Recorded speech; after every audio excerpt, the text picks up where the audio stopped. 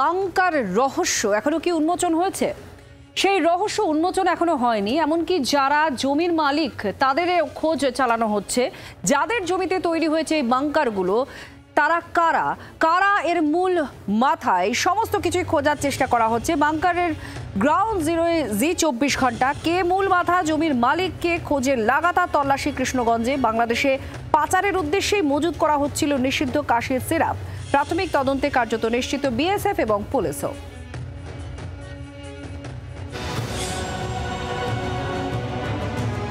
শুরুটা হয়েছিল শুক্রবারে, তারপর থেকে টানা 25 ঘন্টার তল্লাশি চালিয়ে নদিয়ার বাংলাদেশ সীমান্ত এলাকায় কৃষ্ণগঞ্জের মাঝদিয়ায় ভূগর্ভস্থ বাংকার থেকে বিপুল পরিমাণ মাদকের খোঁজ পায় বিএসএফ।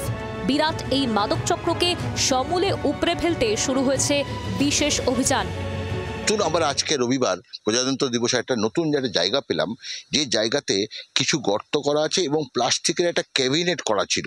আমাদের সন্দেহ হচ্ছে হয়তো প্রথম দিকে যখন এই চোরাচালানকারী যারা রয়েছেন তারা অল্প কিছু মাল হয়তো এসব জায়গাতেই রাখতো এবং এখান থেকে হয়তো পাচার করতো। যখন আস্তে আস্তে ধীরে ধীরে এই চোরাচালানকারীরা ব্যবসা বড় করেছে, তখন তারা কিন্তু এরকম একটা স্থায়ী ঘর করেছে।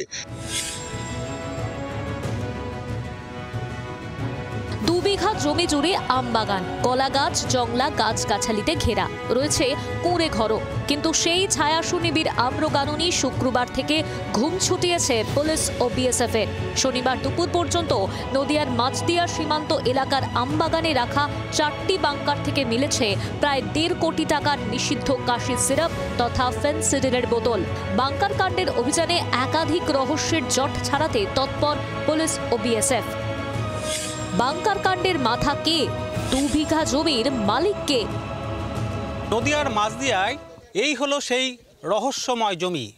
বিঘা 2 এই জমি, কলা বাগান, শস্যের ক্ষেত, আম বাগান একেবারে এই জমির মধ্যেই। আর এই জমির একদিক থেকে ঢুকতে গেলেই প্রথম থেকেই পরপর এই 2 বিঘা জমির মধ্যেই পরপর এমনই বাংকারের হদিশ 4টি। উদ্ধার হলো প্রায় 62,200 নিষিদ্ধ কাশির সিরাপের বোতল এবং যার বাজার মূল্য প্রায় 1.5 কোটি টাকা।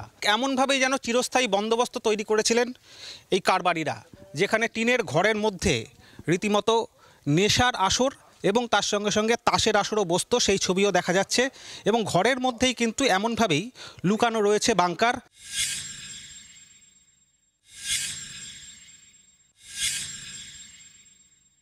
আমরা দাঁড়িয়ে রয়েছি এই মুহূর্তে টুঙ্গি চেকপোস্টে, আর ওপারেই বাংলাদেশের দর্শনা জেলা।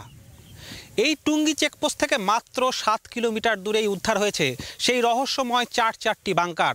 চেকপোস্ট সংলগ্ন এমন এলাকা কাঁটাতারের বেষ্টনী দিয়ে ঘেরা থাকলেও আশপাশের অনেক অংশেই কিন্তু কাঁটাতারের এই বেষ্টনী নেই। আর সেই কারণেই এই গেদে থেকে শুরু করে মাঝদিয়া, টুঙ্গি চেকপোস্ট, এই আশপাশ এলাকা দীর্ঘদিন ধরে চোরাচালানের একেবারে বলা যেতে পারে আসল জায়গা, যা হলো ট্রানজিট রুট, যেখান থেকে মাদক থেকে শুরু করে গরু এমনকি সোনার চোরাচালান অবাধি হতো একসময়।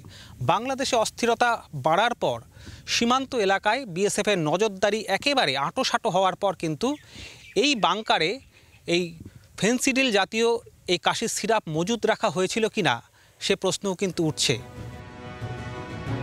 রবিবারও কৃষ্ণগঞ্জে যান বিএসএফ এর আধিকারিক ও এনসিবি টিম। উদ্ধার হওয়া 4টি বাংকারের মাপযোগ করেন তারা। সকলের নজর এড়িয়ে কিভাবে, কাদের মদতে সীমান্তের এত কাছে বাংকার তৈরি করা হলো, এসব প্রশ্নের উত্তর হাতড়াচ্ছে বিএসএফ ও পুলিশ। কমলাক্ষ ভট্টাচার্য, অনুপ দাসের রিপোর্ট, জি24 ঘন্টা। বাংলার আওয়াজ, বাঙালির আবেগ, জি24 ঘন্টা।